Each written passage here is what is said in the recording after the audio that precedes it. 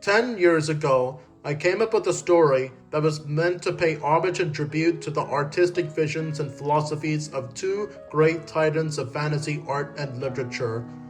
all the way back in the spring of 2015, when I was still in middle school. So the retirement of Hayao Miyazaki right after his then most recent film, The Wind Rises, was still in everyone's zeitgeist at the time, and many people, especially on Twitter or Tumblr, were worrying that the retirement of Miyazaki would soon mean the end of Studio Ghibli as we know it. And so I was inspired to come up with a story of my own that was meant to be an homage and tribute to Miyazaki's works. Long after the man had retired and Studio Ghibli was no more.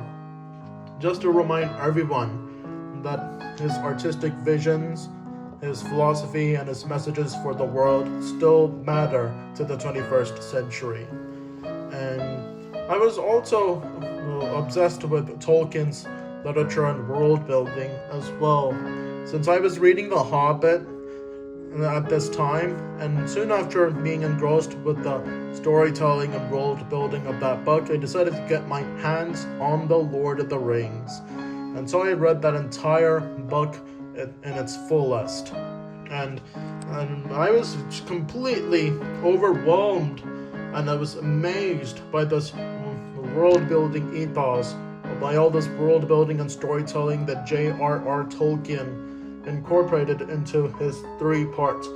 story of hope in times of darkness and despair. And I was heavily inspired by Tolkien to incorporate his similar artistic visions and themes for the future of the world around us into my own story as well.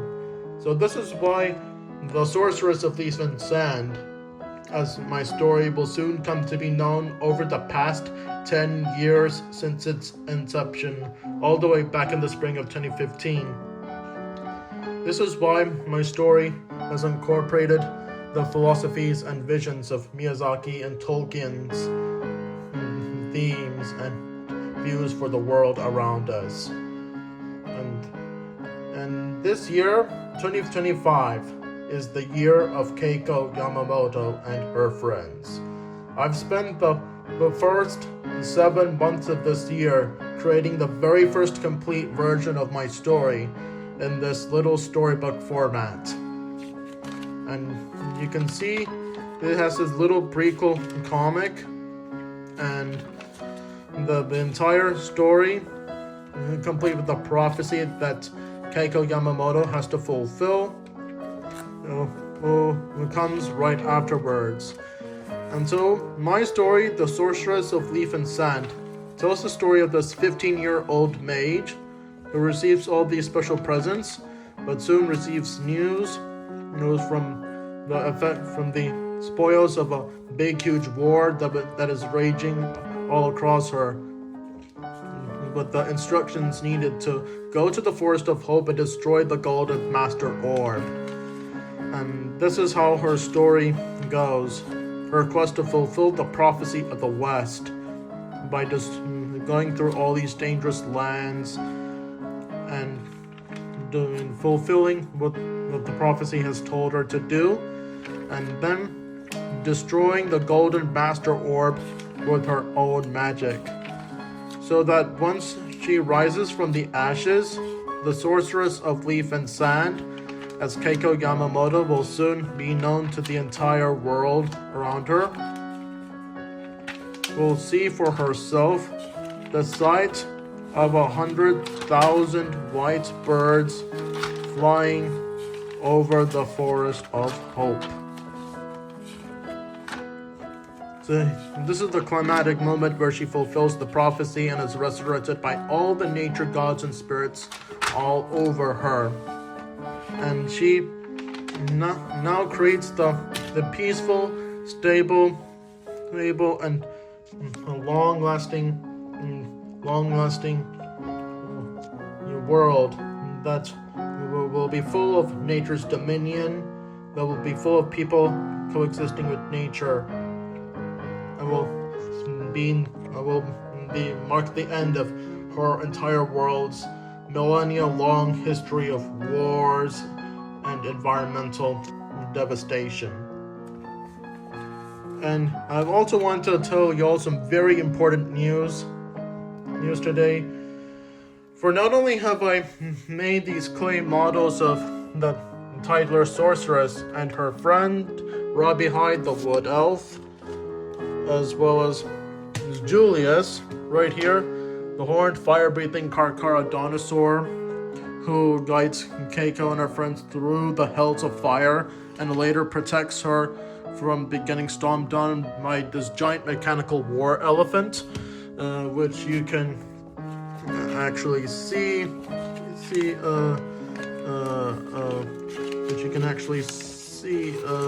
right here where he is protecting Keiko from getting stomped by this war machine, by the goblins. Not only have I made several clay models of my characters that will be featured in the story, with the notable exception of this little Stegosaurus, or this Jew 87 Stuka, but I've also written the very first page of the literary version of the Sorceress of Leaf and Sand that I'm currently working on to this day. And here, Keiko is standing with all the presents she received for her 15th birthday. She got this dress, which is crimson red. She's carrying her magic staff, and she is carrying her black boots. And not only have I written the very first few pages, the blueprints for the literary version of the Sorceress of Leaf and Sand, but I've also been able to accomplish a grand feat, which I really want to do for my story over the past 10 years, and that is to create not just one, but 2 full world maps of the setting of the Sorceress of Leaf and Sand. So my story is set in this giant sprawling island continent of Aetherosia, which has long been a battleground between the goblin empires of Arpon and Thuban and their human allies. And this is the world Keiko Yamamoto has grown up in over the past 15 years of her life. So, both of these 2 maps show the basic geography of the many different places that are the sorceress heroine will go across on her journey to reach the Forest of Hope, which lies in the far east. And right here, here to the west, Aetherosia appears to be very lush and covered with forests and rainfall. The western part of Aetherosia appears to be very, very, very lush, with lots of sprawling countryside in the southwestern lands, which appears to have many influences of rural England, rural Germany, rural Ireland, and even parts of rural America and post-war Japan tossed in. And if we go further southeast, we get to the Green Marshes, which appears to have so many influences from the landscapes of the American South, with all these cypress swamps, these oak trees here and there, and those wetlands, and these giant alligator gods lurking here and there.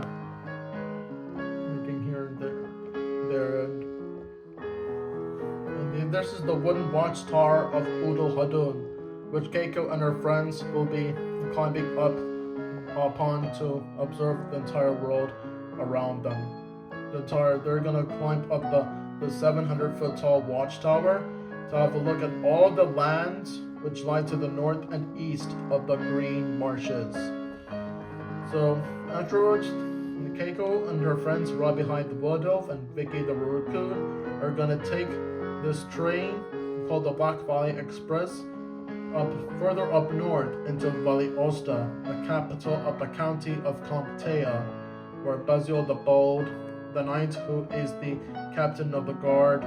of Comptea's armies, resides. And so, after helping Basil fulfill many of his goals to restore peace and order in the face of the Arpon and Thuban empires, Keiko and her friends are gonna go up into the Black Mountains, and where they will meet this Quetzalcoatlus wind god named Arashi. And Arashi is gonna take everyone into the sky realm of Luftia, which is the last surviving civilization of skyfarers, the people who were once renowned all over the world of Sakaya for their mastery of aviation-related technology for hundreds or thousands of years. So the Luftians are the last of the remaining skyfarer civilizations who continue to stick onto their old ways, while most of the other skyfarers fell from disgrace due to their corruption due of their technology-based lifestyles. And here you can see in the storybook,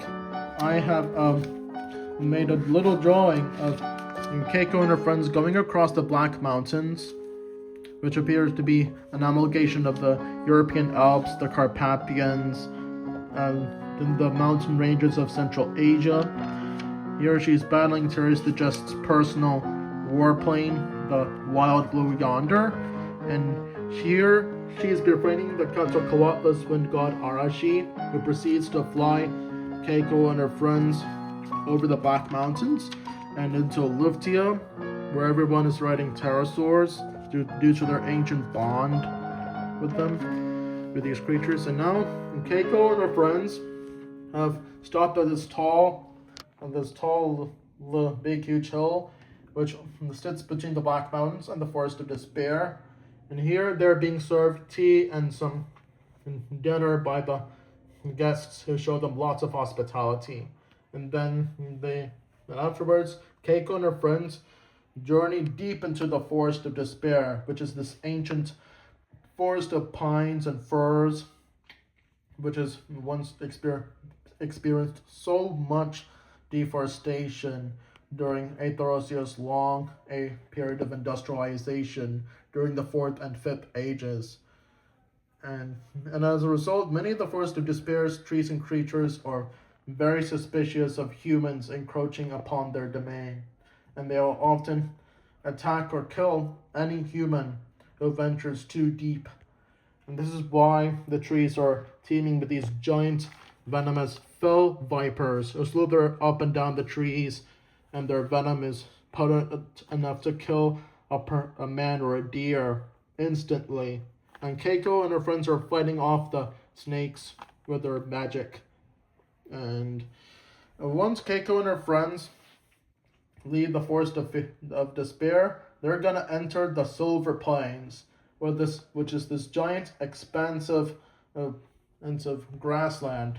which is inhabited by people who ride these big herbivorous kangaroo-like theropod dinosaurs called the steppe swans in universe. So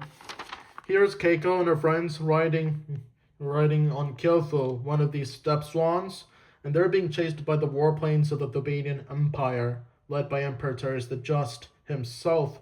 and his Wild Blue Yonder. And the Thebanian warplanes are hunting the steppe swans for sport, and Keiko's trying to distract the warplanes with their magic by creating a doppelganger copy of her flock that will distract the warplanes in the other direction, while she and her friends go to the left. And you can see the free peoples of Aetherosia are trying to battle the Goblin Empire in one siege of a major city. So the Thebanians are using these gigantic siege tanks to destroy one heavily guarded city, which is allied with their rivals, the Arpanians. And you can see Keiko and her friends are riding Kyofu up and down the Silver Plains to reach the Sands of Fate, which is this giant, expansive desert where the Arpanians and the Thebanians both have oil interests and there, as well as copper. And Keiko's using her magic to stop the goblins from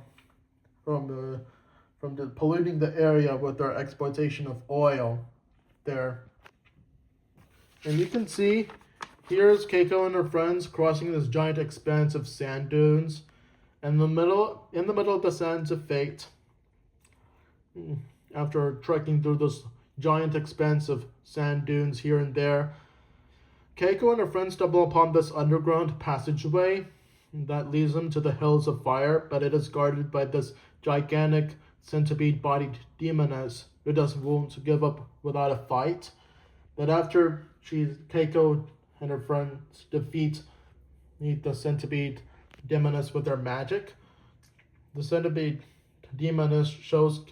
Keiko and her friends the path to the Hills of Fire. And this is where Keiko encounters Julius for the first time. So he first appears to be hostile towards Keiko and her friends due to his traumatic past of being mistreated by the humans.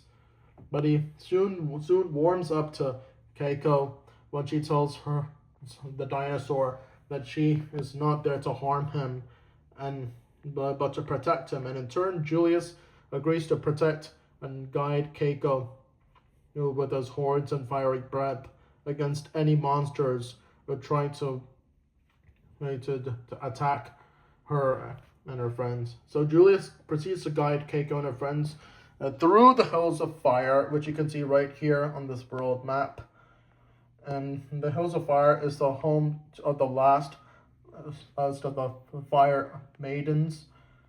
Tara Karanteka, I think that's her name. And to the south of the Hills of Fire are the Red Mountains, which lead to the Valley of Asatara. This is home to these Araucaria trees and these giant tall-necked titanosaurs called the Aquatitans. And now this giant landmark which divides most of the western lands of Aetherosia from the Forest of Hope to the east is the Great Canyon of Dahazar. So you can see Keiko and her friends Arashi, you can see Keiko and her friends are crossing the canyon and heading straight towards the four cliffs, the landmark right here, which marks the northern boundaries of the Forest of Hope, on the back of Arashi, who gladly arrives at Keiko's time of need to take her and her friends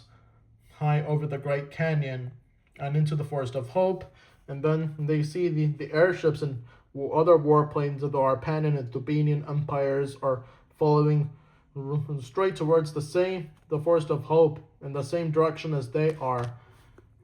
but for a battle over the Golden Orb itself. So Keiko's main mission is to stop them from seizing the Golden Orb. So she lands Arashi at the nearest human village, and she warns all the neighboring humans to take higher shelter up to here at the west before the goblins arrive. And here in the Forest of Hope, we've got Teres the Just's factory fort of Gonhades, where he is marshalling a giant army to launch an assault upon the Lonely Tree, which houses the Golden Orb. But not only that, but also to attack the nearby Arpanian positions right here to the south at the plains of Belahustre. So the plains of Belahustre and much of the Forest of Hope itself will be the epicenter of the climatic battle that will ensue for control over the Golden Master Orb, which sits upon the branches of the Lonely Tree. And this is another bigger map of Aetherosia I've made, which incorporates many of the same geographical features as the smaller map, as well as the four cardinal directions, made in the colors of the four elements, which were once an important aspect of ancient Aetherosian magical practices for thousands of years, which have since been lost in many areas and are now only being studied by mage families like the Yamamotos. And you can see Gonhades is right up there, right to the south of the four cliffs. And I've also got a little drawing of Gonhades right there. You can see this factory fort has these warplanes flying around and these tanks are rolling down its floors one by one, and it's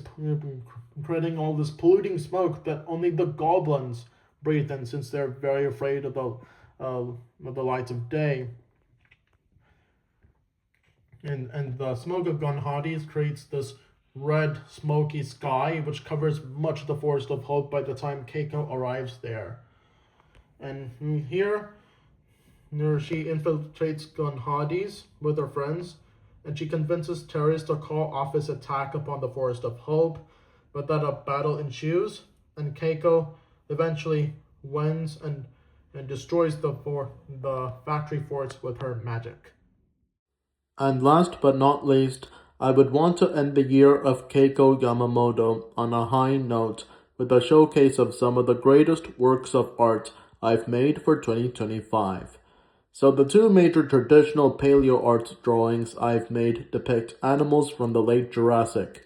and the first one shows an Allosaurus fragilis fighting a dozen Trurus armadas in the middle of what is now the Lourinhã Formation of Portugal, and the second drawing shows a Stegosaurus ungulatus, the largest species of Stegosaurus, strolling across a Martian Formation landscape as a flock of Dryosaurus follows it while a few Harpactonathus fly around and a pair of Camarasaurus pass by in the background.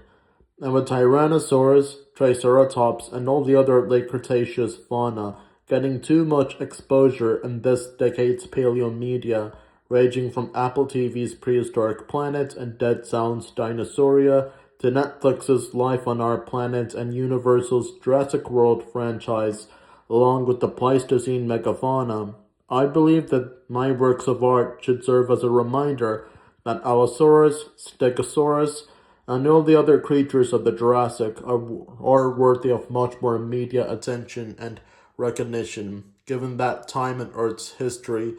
is the golden age of dinosaurs for a reason. And maybe someday I might make a miniseries in Blender about the Martian formations animals, so stay tuned for that, if you will.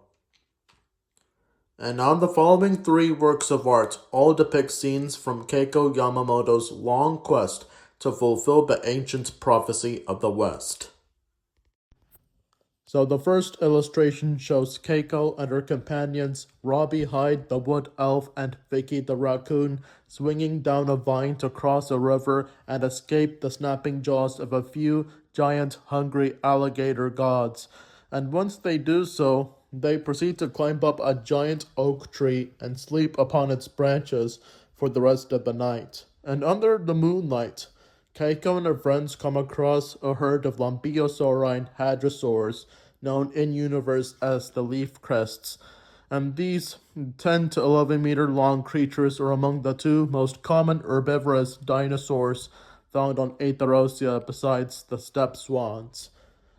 And the third and final drawing is a glorified concept sketch of shorts, which shows Keiko and her friends sitting atop the back of a sleeping Julius in the middle of the hills of fire. And it's a sharp contrast to the common media image we have had of giant theropods being portrayed as mindless killing machines. So I was inspired by creatures from Miyazaki films such as the Cat Bus, Totoro, No Face, the animal gods from Princess Mononoke, and the Omu to come up with beasts who happen to be big and terrifying but gentle giants who protect and guide the nature-loving and sympathetic human protagonists, especially the young female leads, such as Nausicaa or Tsutsiki, wherever they go. And I had dinosaurs and pterosaurs in mind for my story, since I've been obsessed with them ever since I was a kid, and also because I thought accurate-looking versions of these creatures should deserve more recognition in our ever-changing media landscape, especially if they're used to convey messages about extinction and the Earth's fragility in a work of fiction. And all these three works of art all happen to be the first few conceptual sketches I came up with all the way back in 2015 when I envisioned the tale that would eventually become The Sorceress of Leaf and Sand 10 years later. So this is it for the important news I had to share with you all on the progress of Keiko's journey across the island continent of Aetherosia so far, especially as this passing year of 2025 marks the 10th anniversary of the Sorceress of Leaf and Sand's initial conception. So please be sure to like and subscribe if you want to support what I do on this little channel. And if you've liked what you've seen in this video,